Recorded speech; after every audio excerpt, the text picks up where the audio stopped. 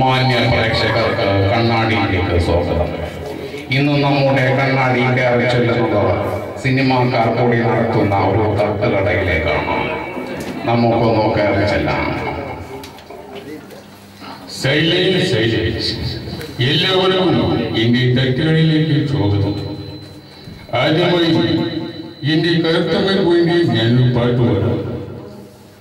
ചക്രവർത്തി നിനക്കു ഞാനെന്റെ ശില്പഗോപുരം തുറന്നു പുഷ്പപാദം വൈകി വെച്ചിട്ട് നഗ്ന ഭാര്യയായി നടത്തു പാടി.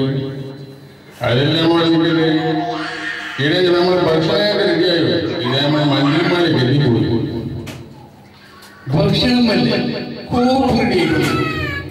ഞാൻ ഉല്ലാസമില്ലാതെ ഇന്നൊരു പണി ചെയ്തില്ല. എന്താ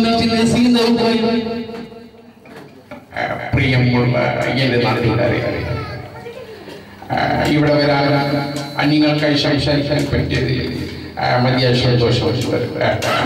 അങ്ങനെയാണെങ്കിൽ അയ്യന്റെ സൗകര്യമില്ലാതെ ഞാനും അവർ ജോലി ചെയ്യത്തില്ല.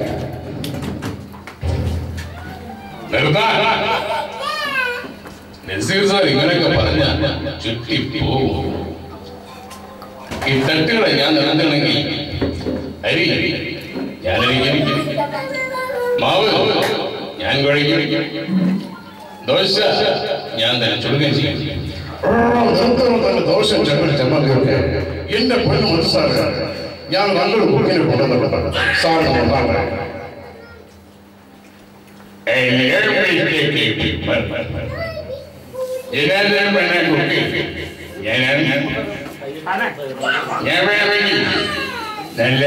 മുതലക്കറി വെച്ച് തരാം.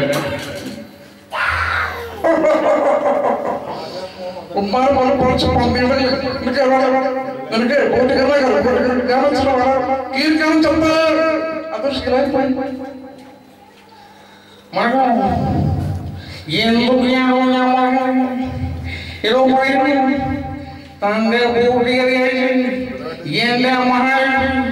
ഈ കൈകണ്ടാരോ പടഞ്ഞു പടഞ്ഞു അറിഞ്ഞോ ഇതോ പറയുന്നു.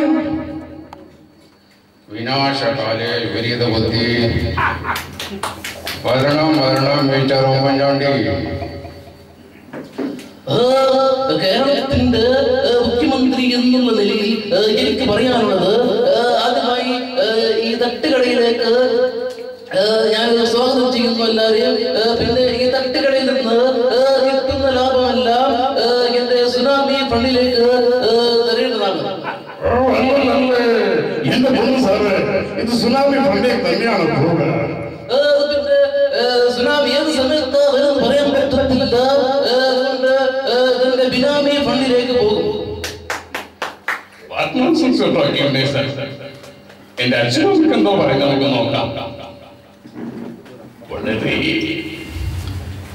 വ്യക്തിതവും ശക്തിതവുമായ ഭാഷയിൽ പറയുകയാണെങ്കിൽ ഉദ്ഘാടനത്തിൽ വന്നാൽ അതും കഴിച്ചിട്ട് കൂടോ താൻ ഭരണത്തിൽ വന്നെ ഞങ്ങൾക്കൊരു സുനാമിയായിരിക്കുകയാ. നമ്മുടെ പിള്ളേരെ വരുന്നുണ്ട്. അവന് തട്ടയുടെ നശിപ്പിച്ച് ഇടങ്ങോ എല്ലാ രാജ്യങ്ങളെ നിന്റെ എല്ലാവരും ചീട്ടലും വെച്ച് എല്ലാവരും വ്യാപാരം ഞാൻ എനിക്ക് ആരാൻ വേണ്ടി വ്യാപാരം. നീ എന്ത് വിചാരിച്ചു?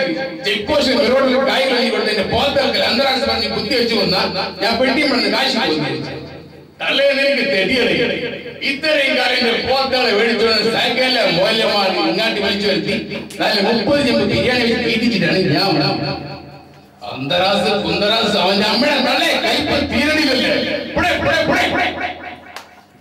Thank you.